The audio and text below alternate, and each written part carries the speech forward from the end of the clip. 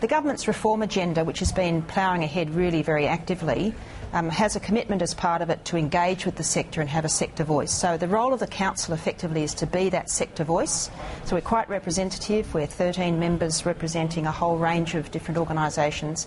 And so we're to reflect back. We're not the tool of government in this process. We're to assist and consult and to participate in that way. And do you get the sense that you're having any influence on government? Look, I think we are. This is a very bold agenda. It doesn't get much airplay really because it's not, it's not a lot of votes actually in this sort of stuff, but it's a very bold agenda and it's very far-reaching and will in fact impact on the community very extensively. But the government is actually quite serious about getting the feedback, getting the engagement. You might have remembered back in 2010, March 2010, the government signed a thing called the Compact. The National Compact. The National Compact. A great statement of principles on how to improve the relationship between government and not-for-profit. Absolutely. And wonderful principle. Now, look, I was a public servant. The difficulty is that you take these principles and 12 months later you quietly file them in the waste paper bin. So what are you doing to actually make collaboration work? Very easy to be cynical and sceptical about that sort of statement of intent. In fact, what's happened, it's given a set of ground rules for how the sector and government should engage together on this process. Does it mean that we've had a completely faultless path without hiccups? Absolutely not, but it's given us a framework and a methodology and a language around resolving the difficult tension points. And really, to a very large extent, it's been very successful. And at least you've now got an outside group working with the Prime Minister's department to try and push this. Correct. Let me just take something specific, which I know is one of the key irritants of community organisations working with government. And that is the way they get tied in bureaucratic red tape, a whole lot of micromanagement.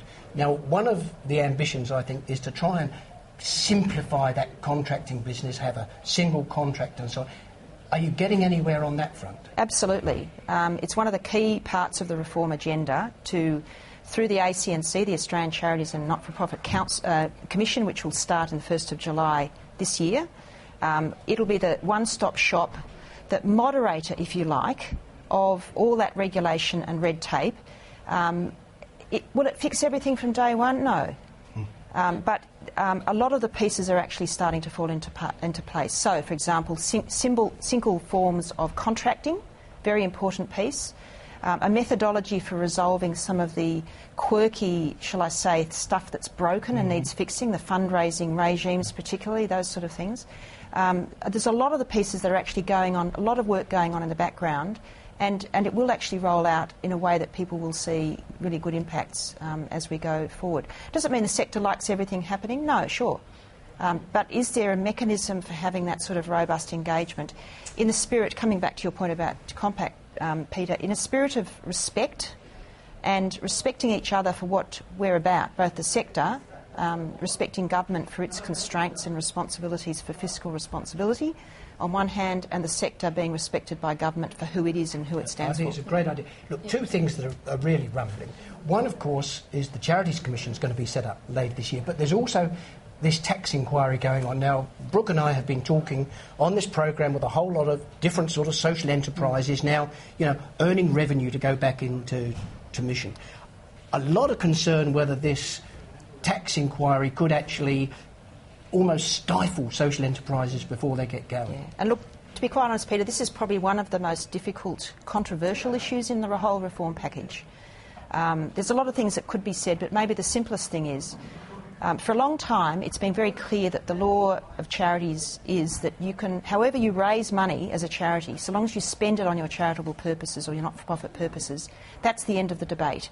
The challenge is, at one hand, government is very serious about encouraging social enterprise and encouraging innovation. On the other hand, there's a concern that the freedom to go and be engaged in business will be abused. Yeah. The big debate is it a genuine concern? I mean, in the UK, they actually call this the phantom problem. The UK has had a tax on unrelated commercial activity for quite a long time. They still call it the phantom problem. So the sector's not quite convinced about the case statement about the problem. But with a lot of goodwill, want to try and work forward, well, how do we bring these two things together? That's the challenge.